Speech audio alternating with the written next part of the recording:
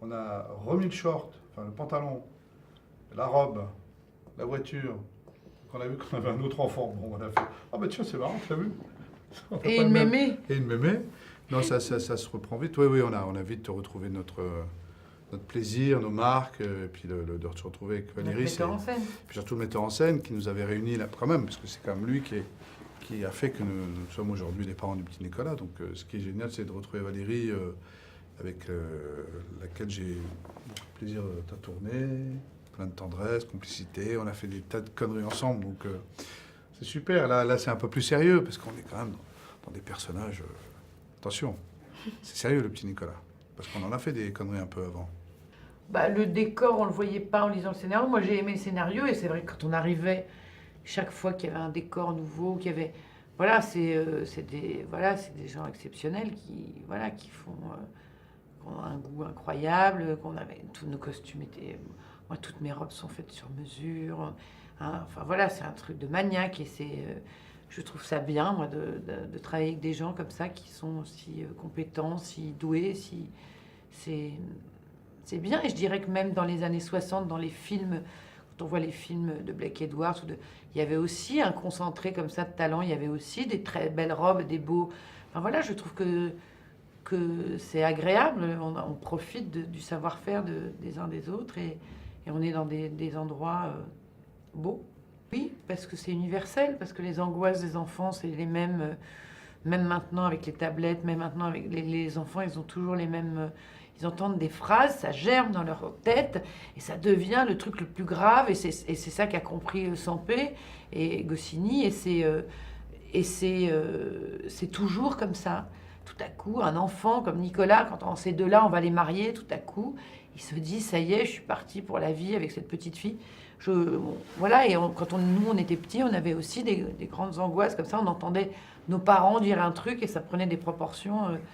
Donc oui, même si maintenant ils ont accès à beaucoup plus de choses, même s'ils sont plus en train de regarder des films, faire des jeux vidéo, ils ont quand même la même imagination, les mêmes angoisses, les mêmes craintes, et puis les mêmes joies aussi de se retrouver.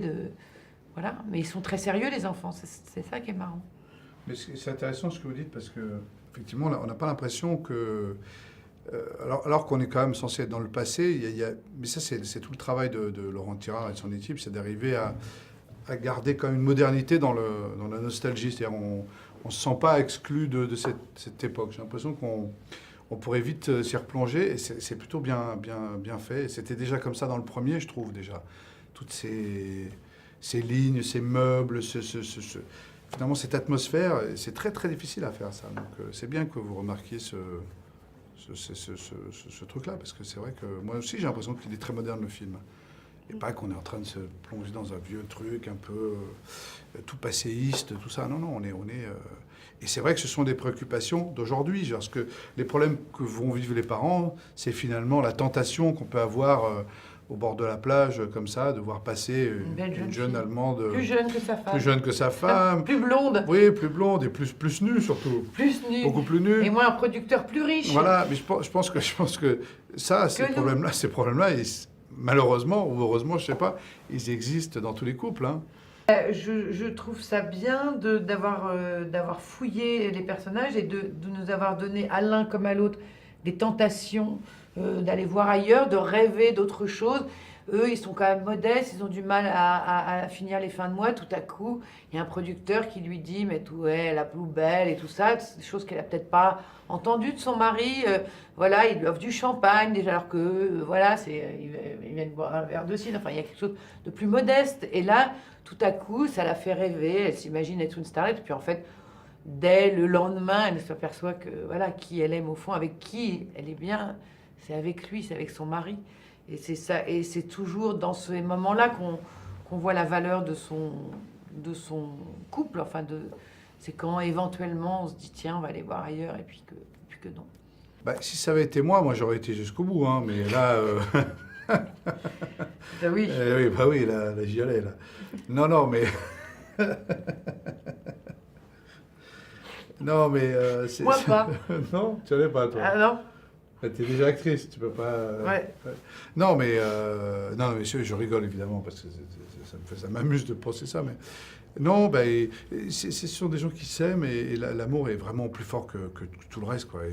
Et malgré la routine, malgré... D'ailleurs, ça doit faire plaisir à plein de couples qui doivent traverser Bah oui. des crises comme ça terribles, de se dire que, bon, voilà, même si c'est du cinéma, je sais pas, moi, mes parents sont toujours ensemble, par exemple. Ils ont presque 80 ans. Donc, bon, je dis pas qu'ils s'entendent très bien encore aujourd'hui, mais... Mais quand même, c'est une époque où on ne divorçait pas, surtout. Il n'y avait pas de divorce. On pouvait avoir des tentations, on pouvait peut-être faire des conneries, mais on ne divorçait pas. C'était rare quand même. Surtout dans ces milieux un peu modestes. Le divorce, enfin moi, j'ai jamais entendu parler de divorce dans toute ma vie, quoi. Non, mais c'est vrai, peut-être plus chez les bourgeois comme toi, là. Peut-être que c'était plus facile de divorcer. C'était plus facile de se taper un médecin là, machin, un avocat. Il y avait un truc plus, non? Chez vous? On était à la campagne. Chez vous, les Bourges. À la campagne, on ne divorce pas beaucoup. Ah oui. Non, mais c'est vrai que toi, tu es une fille de la campagne. Donc, c'est pour ça que, voilà, ils vont avoir cette tentation, ils vont aller au bout. Peut-être que dans la tête, ils vont y aller, mais le physique va pas suivre. Puis de toute façon, c'est improbable. Cette jeune fille était très jeune. Voilà. Puis... On va très très bien. On chantait tous les jours Grenadine et multifruits. Grenadine et multifruits. Grenadine et multifruits. Je sais pas pourquoi ils ont inventé ça à la cantine et je sais pas trop ce que ça veut dire. Oui, en fait, on s'amuse beaucoup, nous, avec les enfants. Oui, oui. Donc, voilà. Ça apporte vraiment un truc, un souffle. Voilà, et nous, on aime bien rigoler. Cad détend beaucoup toujours l'atmosphère. Quand on tourne, il est toujours... il faisait beaucoup rire Mathéo. Donc, Oui. Comme les enfants sont plus angoissés que nous, parce que d'abord, c'est nouveau pour eux. Nous, on pratique l'art drap depuis un moment. Mais eux, c'est pour tous ceux-là, c'était leur premier film.